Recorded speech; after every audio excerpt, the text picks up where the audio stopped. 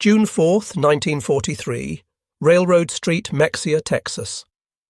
The pencil trembled slightly as Unteroffizier Werner Burkhardt wrote in his hidden diary, recording words that would have earned him solitary confinement if discovered by his own officers. The Americans must be lying to us. No nation could possess such abundance while fighting a war on two fronts. Through the train window, he had just witnessed something that contradicted 3 years of Nazi propaganda.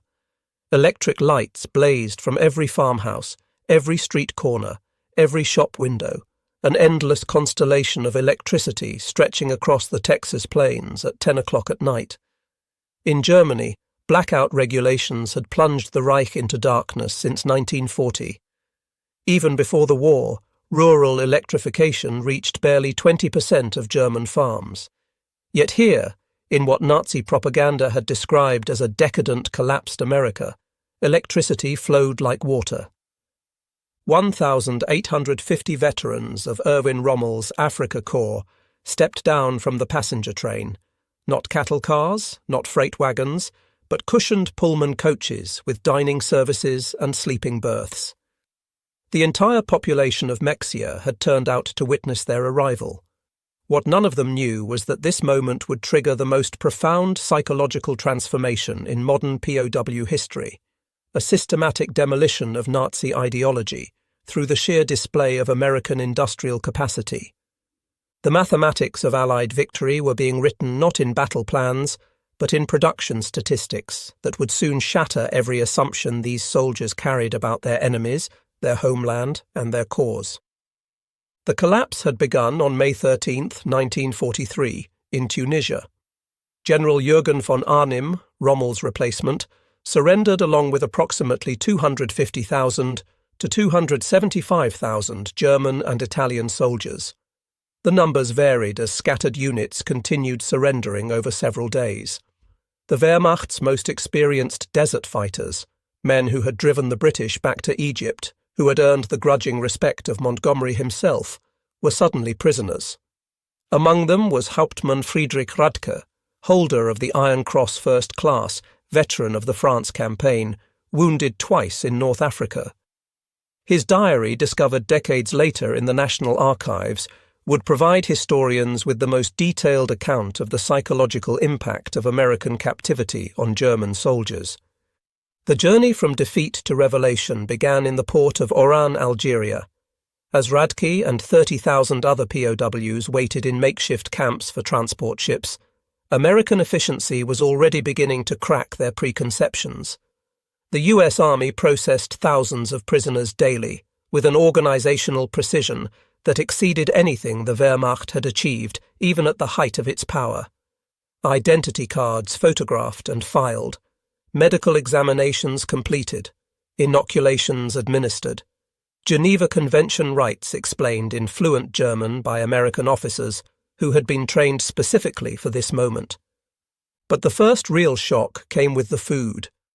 Obergefreiter Hans Möller, captured with the 21st Panzer Division, wrote to his mother 8 months later, "In the cage at Oran, while we waited for ships, the Americans fed us better than we had eaten in 6 months of desert warfare. White bread, real coffee, meat twice a day. We thought it was propaganda, that they were trying to impress us. We didn't realize this was their standard military ration." The Liberty ships that would carry them across the Atlantic were themselves monuments to American industrial capacity. The SS Robert E. Peary had been built in 4 days, 15 hours, and 29 minutes at Kaiser Shipyards in Richmond, California, a fact that would have been dismissed as impossible propaganda if the Germans had known it. These vessels, produced at a rate of 3 per day at the peak of production, were returning from delivering supplies to the European theatre. Rather than sail back empty, they carried human cargo, up to 30,000 POWs per month by summer 1943.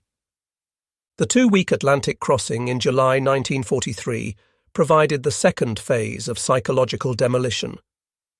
Feldwebel Kurt Zimmermann of the 90th Light Division kept a detailed account that survived in letters to his family after repatriation. The ship's crew, he noted, disposed of more food waste each day than his entire company had received in weekly rations during the final months in Africa. The American sailors threw away half-eaten steaks, whole loaves of bread, gallons of milk that had sat too long, Zimmerman wrote. They did this openly, without thought. Not to mock us, but because to them this waste meant nothing. Their supply was limitless. The ships themselves became floating classrooms in American power. POWs discovered that the vessel carrying them was one of 2,710 Liberty ships that would be built during the war, each one requiring 250,000 parts, assembled from components manufactured in 32 states.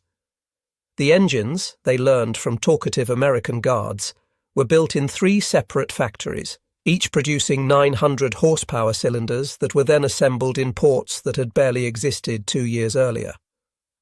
Lieutenant Colonel Wilhelm von Steuben, whose aristocratic Prussian family had served in every German war since Frederick the Great, would later write in his memoirs, "As our ship approached the American coast, I watched the radar antenna rotating above the bridge. This technology, which we believed only we and perhaps the British possessed in limited quantities, was standard equipment on a cargo vessel. It was then I first suspected that Germany had already lost the war." August 2nd, 1943. Norfolk Naval Base, Virginia. The first sight of America shattered the last remnants of Nazi propaganda about American industrial weakness. The Norfolk base sprawled across 4,300 acres, its docks stretching for miles, its cranes loading and unloading dozens of ships simultaneously. In a single day, this one port handled more tonnage than the entire German port of Hamburg managed in a week. Gefreiter Johann Weber, a factory worker from the Ruhr before his conscription, counted 47 cargo ships in various stages of loading or unloading. Each crane, he noted in his secret diary, lifted loads that would have required a dozen men and horses in Germany. They moved with electric power, smoothly, continuously, without the coal smoke that choked our industrial cities. The prisoners were formed into columns for the march to the waiting trains. Along the route, they passed parking lots filled with civilian automobiles, hundreds of them, belonging to dock workers. In Germany, private automobile ownership remained a privilege of the wealthy and the party elite. The Volkswagen, promised to the German people since 1934, remained a propaganda dream with fewer than 1,000 ever delivered to civilians. Here, ordinary labourers drove to work in their own cars. But nothing prepared them for the trains themselves. Not boxcars, not the 40 and 8 wagons, 40 men or 8 horses, that had carried German troops across Europe, but full passenger coaches. Pullman cars with padded seats that converted to sleeping berths, dining cars with white tablecloths and silver cutlery, observation cars with panoramic windows. Hauptmann Radke wrote, "We boarded like tourists, not prisoners." The American guards seemed almost embarrassed by the comfort. One sergeant apologized that the air conditioning wasn't working properly in our car. Air conditioning. In August. We had believed such luxury existed only in Hitler's personal train. The 3-day train journey from Norfolk to the camps of Texas and Oklahoma would prove more destructive to Nazi ideology than any military defeat. As the trains rolled through Virginia, the prisoners pressed their faces against windows, witnessing an America that couldn't exist according to everything they had been told. Every small town blazed with illumination. Martinsville, Danville, Greensboro, communities that in Germany would have been lucky to have a single electric street lamp displayed illuminated shop windows, electric signs, houses with lights burning in multiple rooms. The trains passed factories running night shifts, their windows glowing, parking lots full even at midnight. Obergefreiter Möller, whose father was a Nazi party block leader in Hamburg, wrote in a letter discovered in 1987, "We passed through dozens of cities that first night. Everyone had more electricity than all of Hamburg. The guards told us this was normal, that every American town had electricity since the 1920s. I called him a liar. He just shrugged and said we would see." In Roanoke, Virginia, the train stopped for water and coal. The prisoners watched as American railway workers performed in 30 minutes what would have taken 2 hours in Germany. Automated coal loaders, electric water pumps, mechanized lubrication systems. Every aspect of the operation demonstrated technological superiority. More disturbing still was the casual wealth of the workers themselves. They wore leather boots that would have cost a German labourer 2 months' wages. They drank Coca-Cola from glass bottles and threw the empties into bins without thought. They smoked cigarettes continuously, stubbing them out half-finished. Feldwebel Heinrich Müller, an electrical engineer from Siemens before the war, calculated that the single railway yard they stopped in used more electricity in 1 hour than his entire district in Berlin used in a day. "The waste was magnificent," he wrote. "They left lights burning in empty buildings. Electric fans ran in vacant rooms. It was the carelessness of infinite resource." As the trains crossed into Tennessee and Kentucky, the prisoners encountered American industrial power in full display. Through the windows, they watched endless factories, each one larger than anything most had seen in Germany. The Alcoa aluminum plant in Tennessee stretched for 3 miles along the river, its electric furnaces consuming 175,000 kilowatts of power, more than the entire city of Munich. Near Louisville, the train slowed as they passed the Rubbertown complex, where synthetic rubber plants had sprung from empty fields in just 18 months. 4 massive facilities, each employing thousands of workers, producing 800,000 tons of synthetic rubber annually. Germany, despite inventing the process, had never managed more than 120,000 tons in its best year. Oberleutnant Erich Hoffmann, a chemist from IG Farben, understood the implications immediately. In a post-war interview, he recalled, "I knew those plants. I could see the distillation columns, the catalytic crackers. Each facility was more advanced than anything we had built, and there were 4 of them, just in this one location. They told us there were dozens more across the country." The trains passed Ford's Willow Run plant outside Detroit, visible from miles away. This single factory, built in just 9 months, produced a B-24 Liberator bomber every 63 minutes. At peak production, 42,000 workers assembled bombers from 1,550,000 parts manufactured by 1,500 subcontractors. The plant consumed 2.5 million square feet of floor space and used more electricity than the entire German city of Cologne. Hauptmann Werner Kleist, a Luftwaffe pilot shot down over Tunisia, pressed his face against the window as they passed. He counted 17 B-24s in various stages of completion visible from the train. "We had been told American planes were inferior, hastily built, would fall apart in combat. But I could see the precision of the assembly lines, the quality of the construction. These were not inferior aircraft. They were simply built faster than we could imagine possible." The deeper the trains penetrated into America, the more complete became the destruction of Nazi mythology. In St. Louis, they crossed the Mississippi River on the Eads Bridge, while below them barges carried more grain than the entire German harvest of 1942. The prisoners could see grain elevators stretching along both banks, each one holding enough wheat to feed a German city for months. Unteroffizier Karl Schmidt, a farmer's son from Bavaria, wrote in his diary, "The Americans transport food as we transport ammunition, in endless quantities, without concern for loss. I watched them loading a single barge with enough wheat to feed my entire village for 5 years. The crane operator was eating a sandwich with meat thicker than our weekly ration." In Kansas City, the train stopped at a massive stockyard where tens of thousands of cattle waited for slaughter. The smell of meat-packing plants filled the air for miles. German POWs, who had subsisted on 200 grams of meat per week in Africa when lucky, watched American workers eating beef sandwiches during their lunch break. "They ate meat like we ate bread," wrote Gefreiter Paul Fischer. "No, that's wrong. They ate meat like we wished we could eat bread. The guard bought us hamburgers from a stand near the station. Meat, cheese, vegetables on white bread for 15 cents. He bought 20 of them without thinking, paid with a single dollar bill. This was not special. This was their normal food. The arrival at the camps themselves provided the next level of cognitive demolition.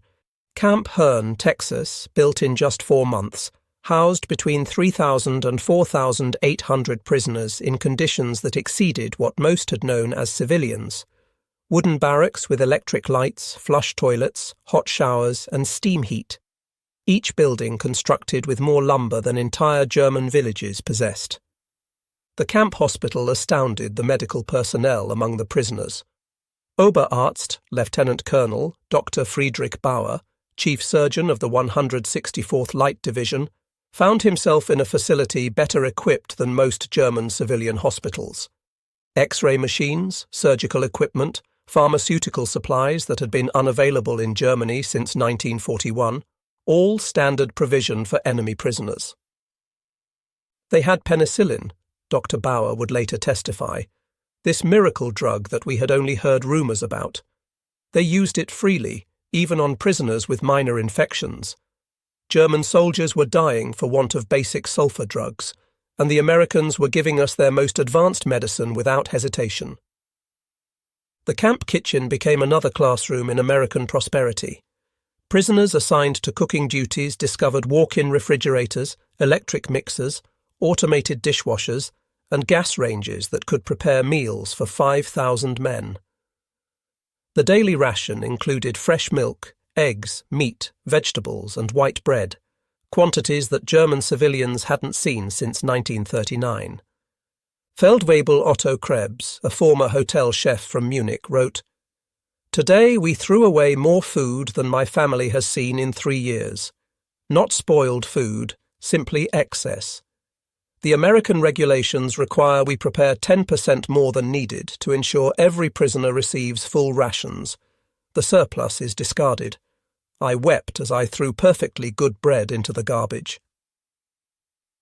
By September 1943, the labour shortage in American agriculture led to the employment of POWs in fields and factories across the country. This decision, driven by necessity, would prove more destructive to Nazi ideology than any propaganda program could have achieved. Groups of prisoners were trucked daily to work sites, travelling through the American heartland without blindfolds or restricted routes. They saw everything: the endless fields of corn and wheat, the factories running 3 shifts, the shops full of goods, the parking lots full of cars, the houses with refrigerators and radios. At a cotton gin outside Houston, Unteroffizier Herbert Lang watched a single machine process more cotton in 1 hour than his entire village could have handled in a month using traditional methods. The gin was powered by electricity from the Colorado River Authority, part of a rural electrification program that had brought power to 90% of Texas farms by 1943. The farmer who owned the gin was nobody special, Lang recorded. Not aristocracy, not a party member, just a farmer.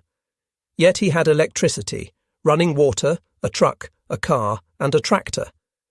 His workers, including the Negroes, ate lunch from boxes containing more food than German workers received in a week. And this was normal. Every farm we passed was the same. In Nebraska, prisoners worked in sugar beet fields, witnessing agricultural mechanization that defied comprehension. A single combine harvester, they learned, could do the work of 100 men. The fields stretched to the horizon, each one larger than entire German counties. The farmers spoke casually of yields that would have been fantasy in Germany, 60 bushels of wheat per acre compared to Germany's 30 on the best land. Gefreiter Wilhelm Hoffmann, working on a farm outside Scottsbluff, wrote, "The farmer's son, a boy of 16, drove a tractor worth more than everything my father had earned in his lifetime." When I mentioned this, the boy laughed and said it wasn't even a particularly good tractor. His father was waiting for a new model from John Deere that would be even better. The most devastating revelations came to those prisoners who worked near or in American factories. While Geneva Convention rules prohibited direct war production work, POWs could work in industries that freed American workers for military production. This technicality allowed thousands of German prisoners to witness American industrial capacity firsthand. At a Campbell's soup factory in New Jersey, prisoners watched production lines that processed more tomatoes in a single day than most German factories handled in a month. The facility operated with a skeleton crew of women and elderly men, as most young workers were in the military, yet production exceeded peacetime levels. Stabsfeldwebel Ernst Wagner, who had worked in a German food processing plant before the war, documented the experience. Everything was automated: electric conveyor belts, automatic filling machines, steam cookers that processed hundreds of cans simultaneously.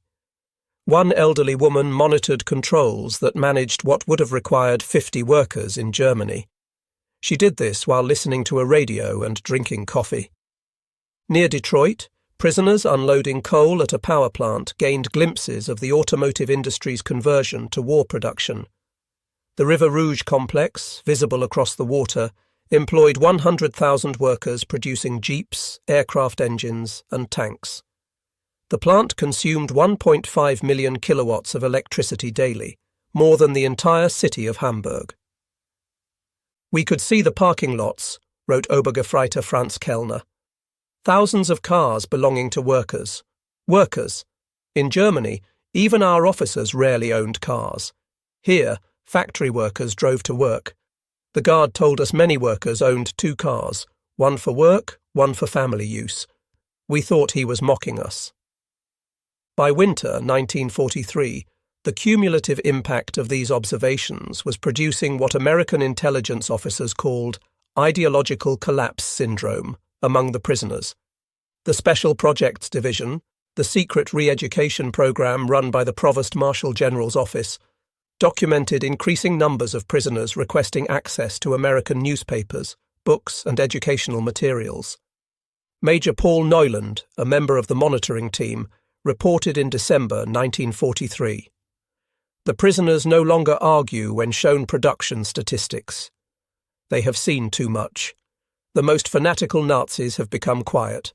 They still maintain loyalty to Germany, but no longer speak of victory. Many openly question what they were told about America." The camp newspapers, produced by prisoners themselves, began reflecting this transformation.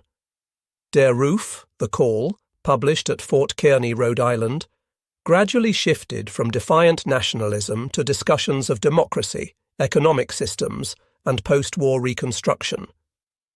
The editors, carefully selected anti-Nazi prisoners, found their audience increasingly receptive. Lieutenant Hermann Goetz, captured with the 10th Panzer Division, wrote in a letter that passed American censors, "We were told America was a mongrel nation, weak, divided, controlled by Jews, incapable of military prowess. Every day I am here, I see the opposite. This is the most organized, unified, and powerful nation on earth. We were told fairy tales by criminals." The most devastating blow to Nazi ideology came from an unexpected source: the treatment of Italian prisoners after Italy's surrender in September 1943. Italian POWs who agreed to cooperate were formed into Italian service units, given better quarters, increased pay, and more freedom. German prisoners watched their former allies working alongside Americans, eating in American restaurants, some even dating American women. Hauptmann Friedrich Schulz wrote, "The Italians betrayed us, yet they are treated better than we treated them as allies. They work freely, earn money, send packages home. The Americans show them no hatred. This democracy we were taught to despise appears more honourable than our own system." Christmas 1943 provided the most profound psychological impact. American organizations, churches, and civic groups sent 500,000 Christmas packages to German POWs, enemies who had been trying to kill American soldiers months earlier. Each package contained cigarettes, candy, toiletries, and games. Local communities invited prisoners to Christmas dinners, though regulations prevented most from accepting. At Camp Hearn, Texas, the local Methodist church choir performed Christmas carols in German for the prisoners. Women from Herne sent in homemade cookies and cakes. The Boy Scouts delivered handmade Christmas cards. This kindness toward enemies shattered the final remnants of Nazi racial theory. Oberleutnant Walter Müller, whose brother had died in the bombing of Hamburg, wrote, "They know we are their enemies. Many have sons and husbands fighting against our armies. Yet they show us Christian charity, not propaganda, but genuine kindness. What kind of people treat enemies this way? Only those absolutely certain of victory and secure in their power." The Christmas feast itself defied comprehension.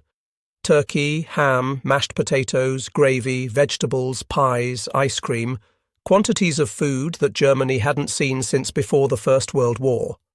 The prisoners ate until they were sick, unable to comprehend such resources being lavished on enemies. "We ate like kings," wrote Feldwebel Hans Richter.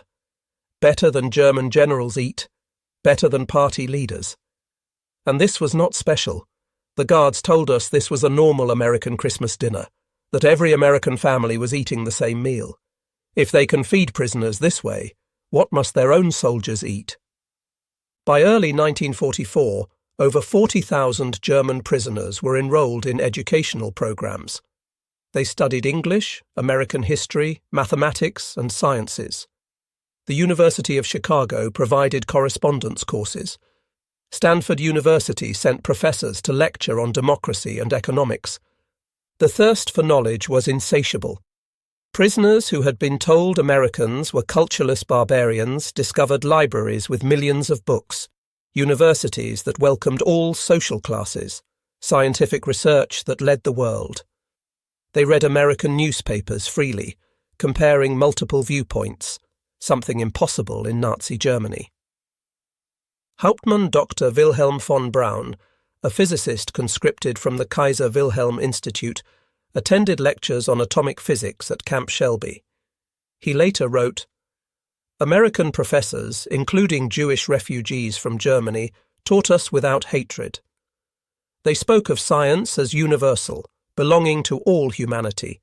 They were years ahead of German research, and they shared knowledge with enemies. This generosity of spirit was incomprehensible to minds shaped by Nazi ideology. The camp theatres showed American films, not propaganda, but regular Hollywood productions. Prisoners watched Gone with the Wind, seeing a depiction of American defeat and recovery that resonated with their own situation. They saw The Grapes of Wrath, amazed that Americans would show such self-criticism to enemies. They hide nothing," wrote Lieutenant Joseph Kramer. "They show their problems, their failures, their conflicts. Yet this honesty makes them stronger, not weaker. In Germany, such criticism would mean death. Here it is considered patriotic." Spring 1944 brought expanded prisoner labour programs as American production reached its peak. German POWs worked in canneries, mills, and fabrication plants, witnessing the full might of American industrial capacity. The numbers told a story that no propaganda could counter. At the Higgins boat factory in New Orleans, prisoners unloaded steel that would become landing craft for D-Day. They watched as workers assembled 700 boats per month, each one requiring 20,000 parts. The factory employed 20,000 workers, including thousands of women who operated cranes, welded hulls, and managed production lines. Stabsfeldwebel Kurt Zimmermann wrote, "Women doing men's work, Negroes operating complex machinery, teenagers running drilling equipment, everything, we were told, was impossible in a democracy. Yet production never stopped. 3 shifts, 24 hours, 7 days a week. They produced more boats in a month than our entire Navy built in a year." At Republic Steel in Ohio, prisoners witnessed the production of 10,000 tons of steel daily. The blast furnaces ran continuously, fed by endless trains of iron ore from Minnesota and coal from Pennsylvania. The scale defied German comprehension. This single plant produced more steel than the entire Ruhr at its peak. "I worked at Krupp before the war," wrote Obergefreiter Paul Hartmann. "I thought I understood industrial production, but this was beyond imagination.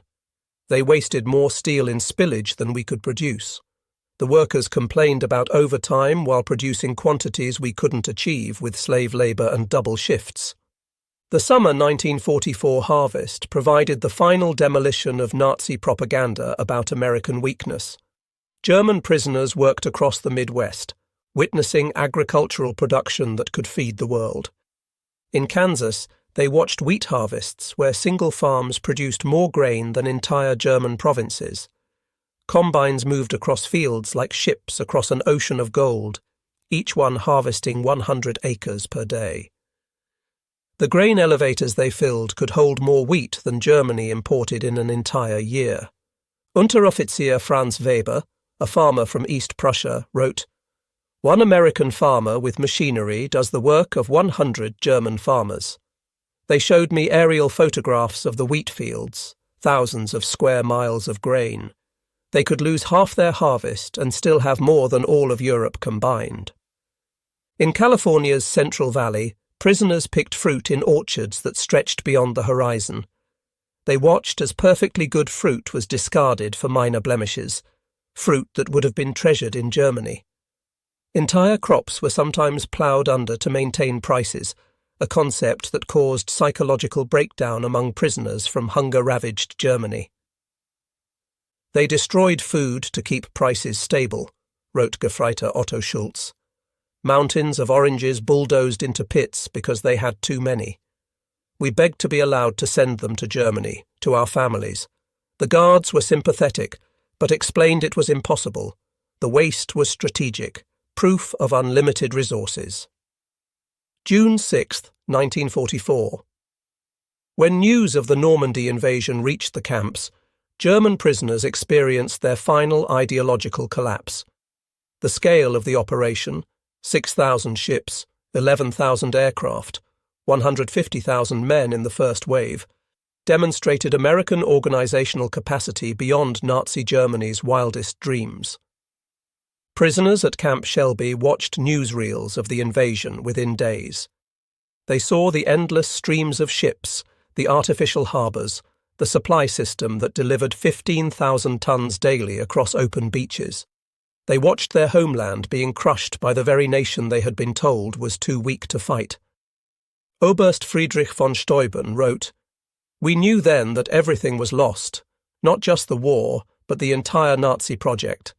We had challenged the world's greatest industrial power with fairy tales and racial mythology. We sent horses against their trucks, rifles against their automatic weapons, courage against their unlimited resources." Throughout their captivity, German prisoners experienced something that challenged Nazi ideology more than any material wealth: American humanity. Despite propaganda depicting Americans as weak and sentimental, POWs discovered a people secure enough in their strength to show mercy. When Gefreiter Hans Müller's son died in the Hamburg bombing, the American camp commander personally delivered the Red Cross message and offered condolences. When Lieutenant Paul Fisher's wife wrote that she was struggling to feed their children, American church groups sent food packages to her in Germany, enemy civilians in a nation America was actively bombing.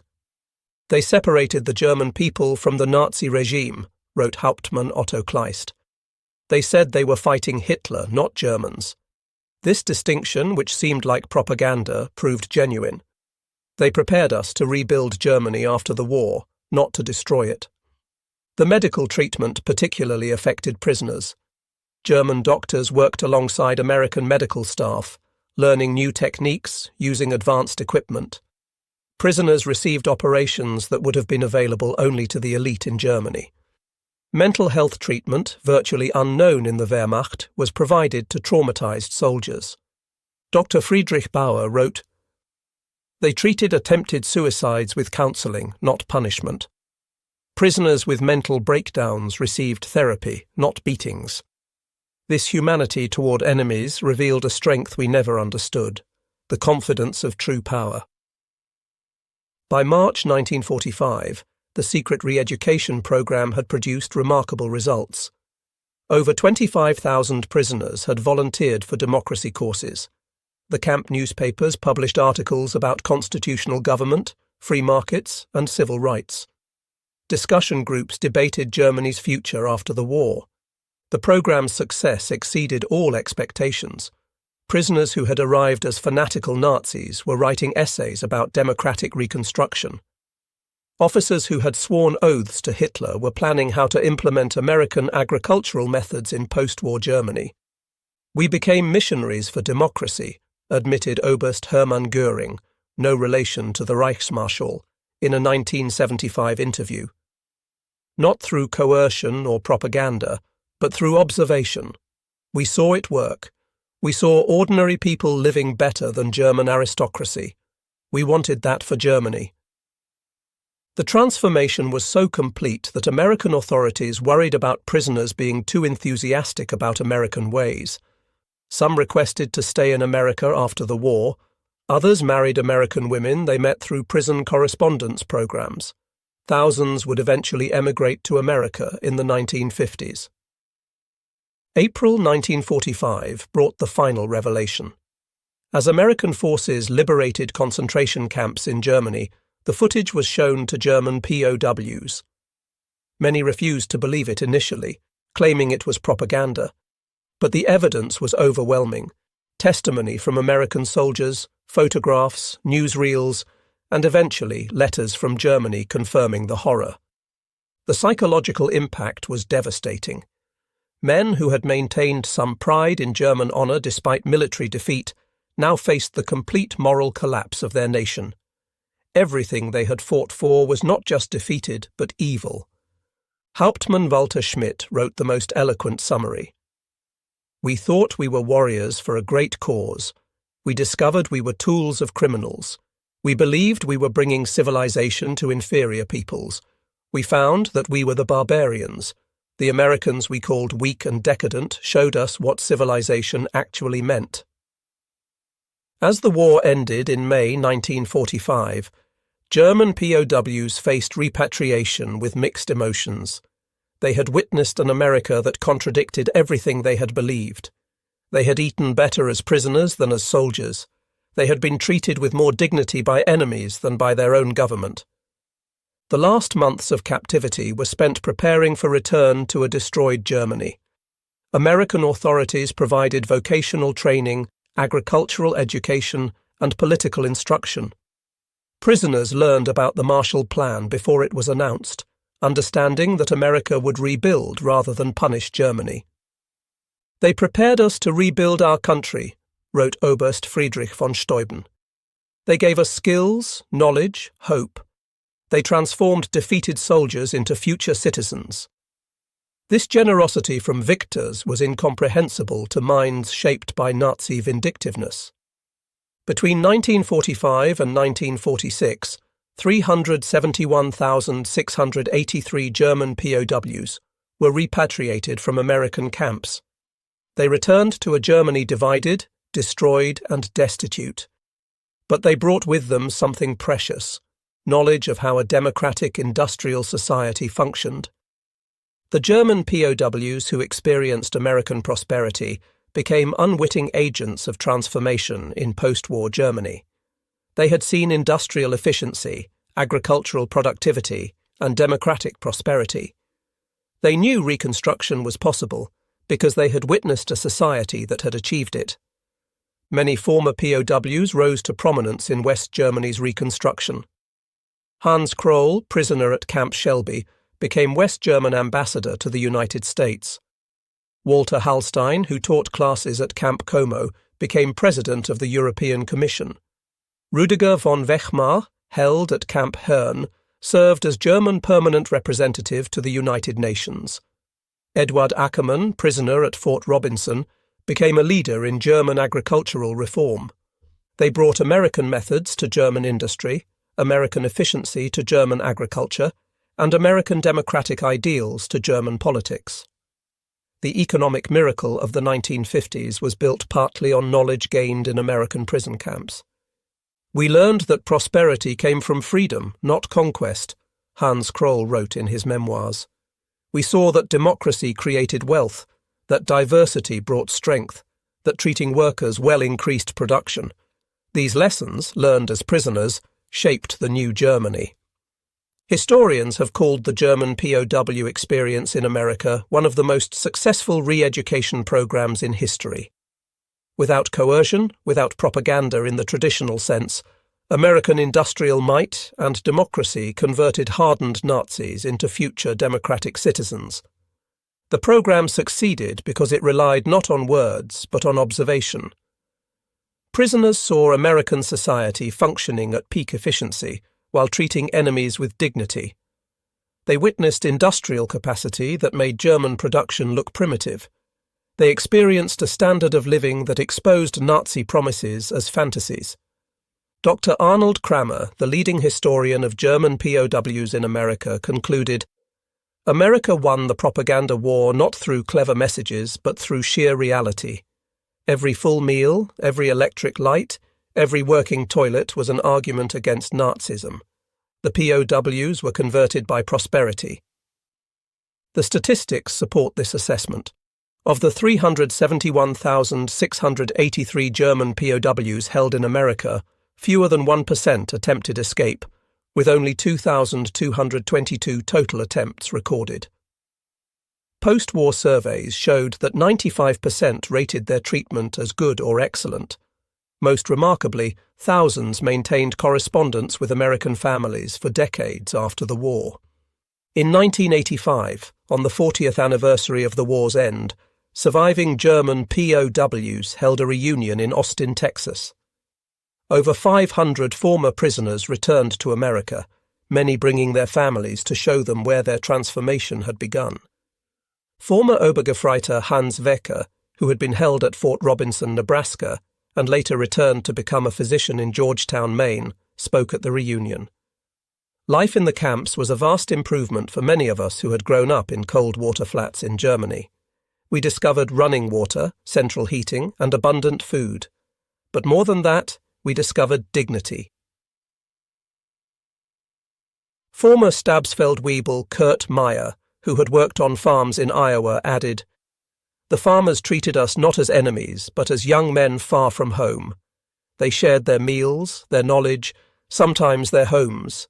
This humanity from people whose sons were fighting against us, this changed us forever."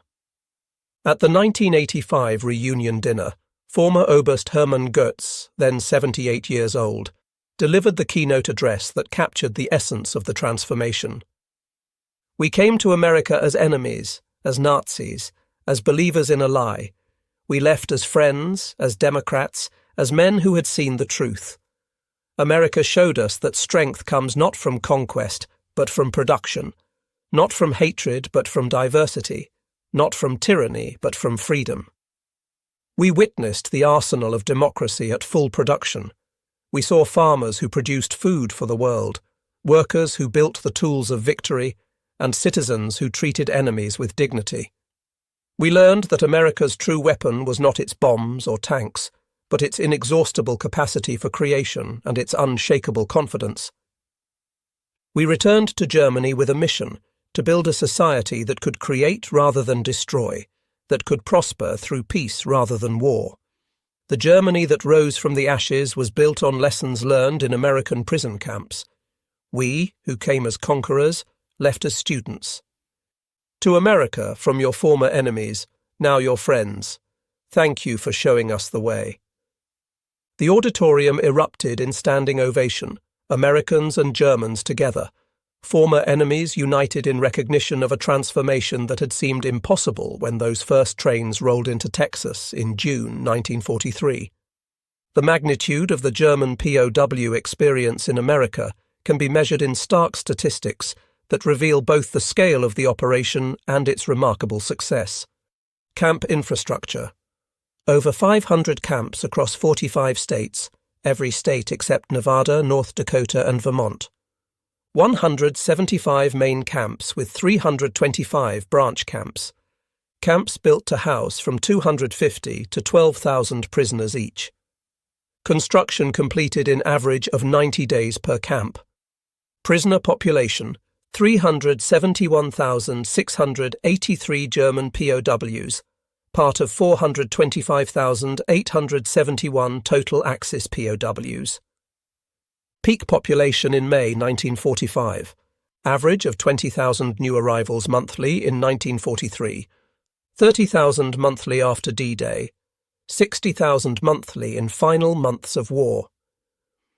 Labour contribution, 14 million man-days of agricultural labour, 100 million board feet of lumber processed, $230 million in labour value, 1940s dollars. 80 cents daily wage per prisoner. Prisoners filled critical labour shortages in 46 states. Escape statistics, only 2,222 escape attempts from over 371,000 prisoners, 0.6%. 0 successful permanent escapes. Most escapees recaptured within 24 hours. No American civilians harmed by escaped POWs. Educational programs, 40,000 plus enrolled in educational courses. 135 camp newspapers published. 30,000 taking English classes. 15,000 in vocational training. University correspondence courses for 8,000. Post-war immigration. Approximately 5,000 former POWs emigrated to US after war. 12,000 plus maintained correspondence with American families. Average correspondence duration, 31 years. Many returned as tourists or business partners. Treatment assessment, 95% rated treatment as good or excellent. 74% believed captivity positively changed their worldview. 61% expressed interest in learning about democracy.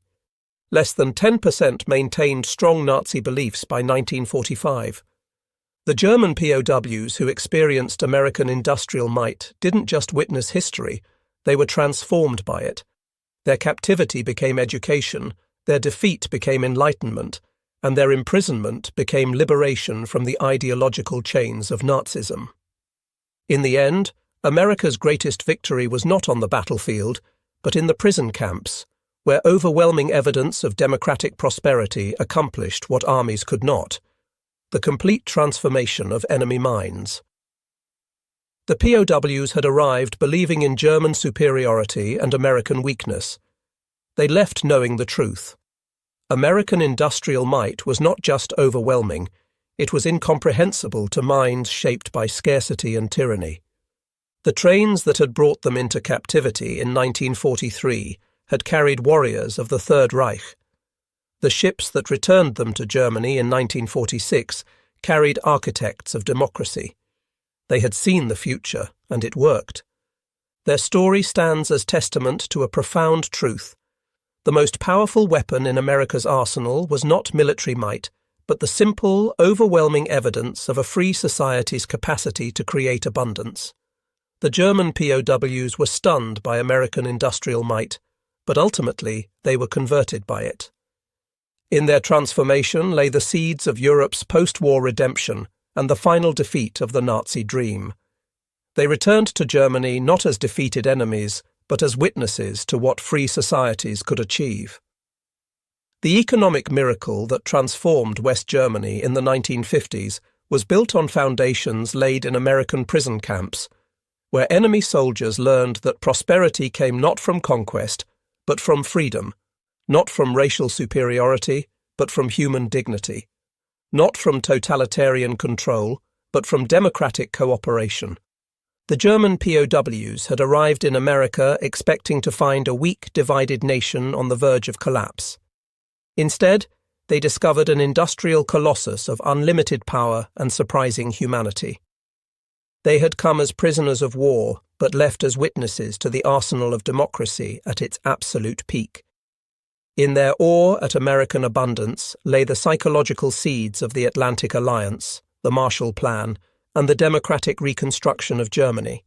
They had seen America, and they would never be the same. Their children would grow up in a democratic Germany allied with the United States, a partnership built on the transformation that began when 1850 Africa Corps veterans stepped off a train in Mexia, Texas, and discovered that everything they believed was wrong. The story of German POWs in America is ultimately a story of redemption through revelation. It proves that sometimes the greatest victories are won not through destruction, but through demonstration, not through propaganda, but through prosperity, not through hatred, but through humanity. The German soldiers who witnessed American industrial might became the unwitting ambassadors of democracy, carrying back to their homeland the seeds of transformation that would bloom into one of history's most successful reconstructions. Their journey from Nazi warriors to democratic citizens remains one of the most remarkable transformations in modern history, accomplished not through force, but through the overwhelming evidence of what free people could achieve when they worked together.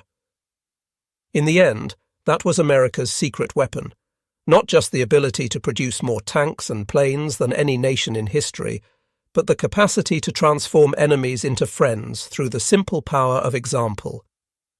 The German POWs were stunned by America's industrial might, but more importantly, they were changed by it. And in that change lay the foundation for a better world.